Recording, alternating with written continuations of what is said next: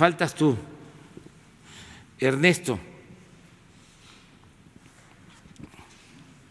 Sí, bueno. Sí, buenos días, Ernesto Ledesma de Rompeviento TV. Son dos temas, uno nacional y uno estatal. El primero tiene que ver con el tema de la búsqueda de personas desaparecidas.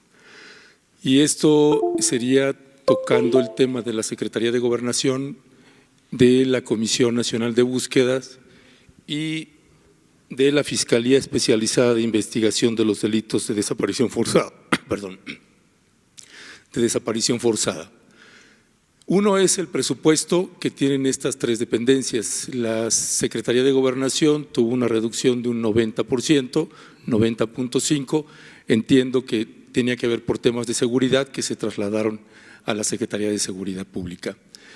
Entonces, la Secretaría de Gobernación pasó de 60.800 millones para el presupuesto de egresos de 2020 a 5.700 millones. Quisiera saber qué presupuesto está asignado para la Subsecretaría de Derechos Humanos y para la Secretaría de Gobierno. En el caso de la Comisión Nacional de Búsqueda, tiene un presupuesto asignado de 720 millones y para la Fiscalía es un presupuesto de 22 millones solamente.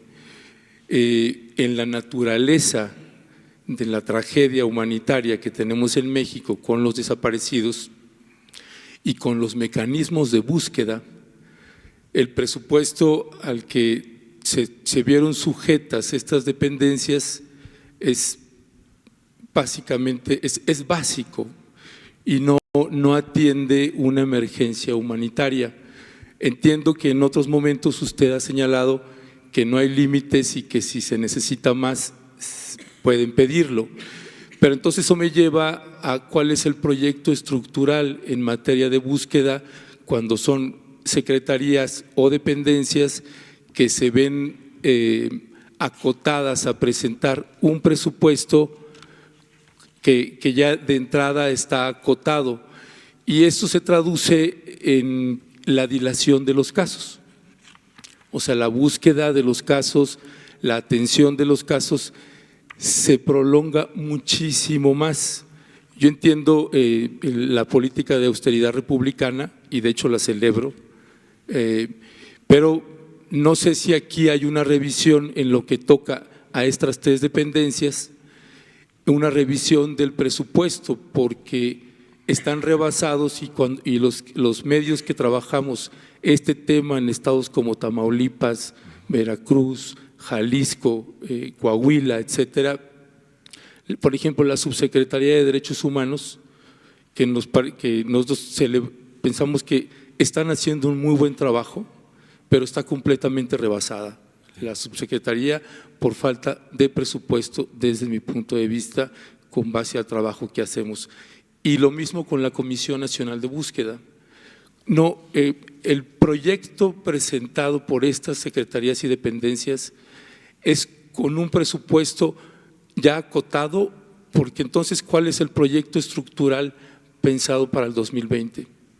Ese sería mi primer. No hay límite para lo que tiene que ver con derechos humanos. No hay límite presupuestal. No hay techo. Es todo lo que se necesite.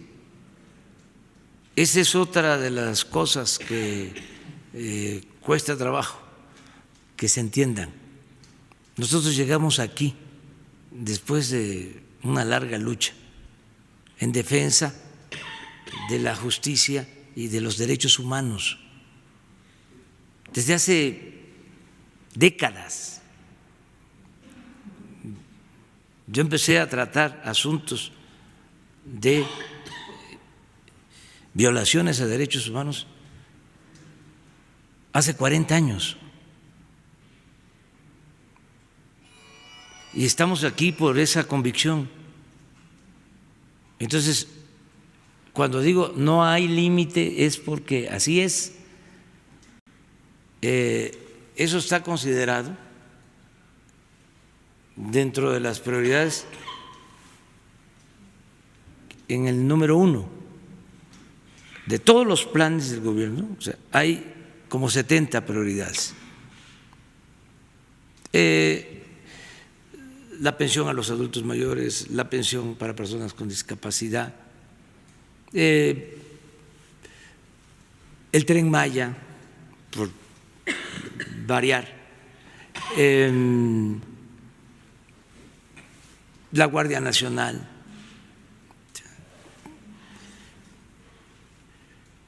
Y de todas las prioridades, la principal es derechos humanos. O sea, tú dices que Alejandro, le voy a hacer un llamado de atención fraterno, porque es extraordinario, coincido contigo, es de primer orden, es un funcionario ejemplar, honesto, trabajador, sensible, pero le falta informar sobre esto, porque no hay límite para lo que tiene que ver con derechos humanos. Pero a ver, a lo mejor en esta parte tal vez no me estoy explicando bien. Por ejemplo, la Comisión Nacional de Búsqueda, entiendo que le presenta un proyecto de trabajo para el periodo 2020, ¿no? Y no es lo mismo presentar un proyecto de trabajo con un presupuesto asignado de solo 720 millones que presentar un proyecto de trabajo estructural con un presupuesto de 2.500 millones. No es que lo que necesiten, y para que tengas más información, me reúno cada semana con ellos para ver este tema y trabajan todos los días en la búsqueda de desaparecidos. Están aplicados al 100 y la Secretaría de Hacienda sabe que no se pueden quedar sin recursos, tienen recursos. ¿Sí? Una cosa es que en el presupuesto haya aparecido, tú dices, por ejemplo, ¿no? 90% menos la Secretaría de Gobernación. Pues sí, porque ese 90% era lo que manejaba la Secretaría de Gobernación de la Secretaría de Seguridad Pública. O sea, entonces, es lo mismo en agricultura.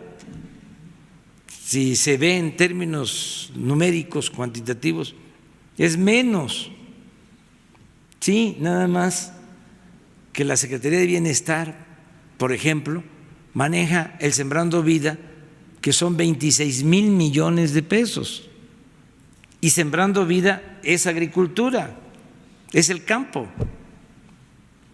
La presidencia, siempre lo menciono, manejaba 3,600 millones. Ahora vamos a ejercer 800, 75% menos. Y ya le dejo nada más de tarea. ¿Era mejor la presidencia de antes que la de ahora? Bueno, ese ni este bueno. Entonces, es una forma de medir, pero lo que quiero decir, informarte que por convicción, ¿sí? Eso es prioritario, ¿sí? Y no echarle la culpa, tú no lo estás haciendo con ese propósito, ¿sí? A la austeridad. La austeridad es un asunto de principios, no es un asunto administrativo. Es muy interesante el tema.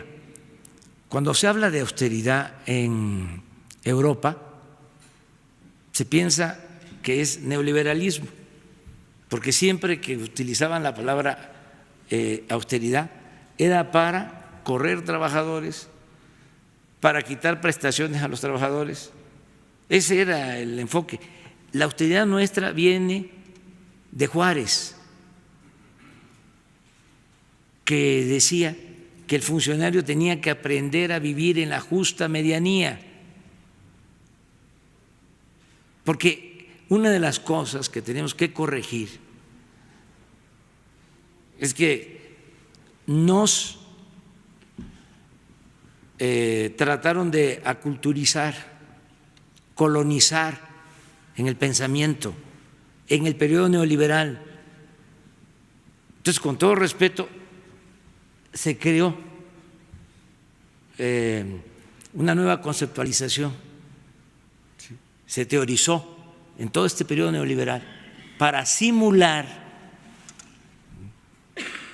de que se atendía a la gente. Se empezaron a hablar de cosas como de políticas públicas, visibilidad, todo ese lenguaje nuevo, ¿sí?, que se usa, que está de moda. Entonces, cuando nosotros decimos austeridad, es cometer injusticias. No, al contrario, es que haya justicia, porque lo que sucedía es que todo el presupuesto se quedaba en el gobierno. Es un gobierno, como lo digo en las plazas y lo repito, mantenido y bueno para nada, y no le llegaba apoyos al pueblo. Si acaso, migajas, dádivas, despensa, frijol con gorgojo, y eso cuando necesitaban los votos, no les importaba el pueblo. Entonces, ahora esto que se conoce como austeridad es que no haya gobierno rico con pueblo pobre, y que todo lo que ahorremos, sea para el pueblo y sea para la justicia. Entonces, derechos humanos es básico en nuestro gobierno. Nunca van a quedarse sin presupuestos. Puede ser, todo este año no se ha comprado un vehículo nuevo, uno. Al contrario, hemos vendido y todavía nos quedan ahí por ventas para vender más vehículos. Ahora que vamos a hacer la subasta de diciembre, seguimos vendiendo, porque era impresionante el número de camionetas blindadas de lujo, más de 100 solo para la presidencia. Me dicen mis adversarios, cuando voy aprovecho ahora también para contestar, bueno, ¿y dónde quedó el Jetta? Porque voy en una camioneta, ¿sí?, que hasta me rayé porque es modelo reciente, no blindada.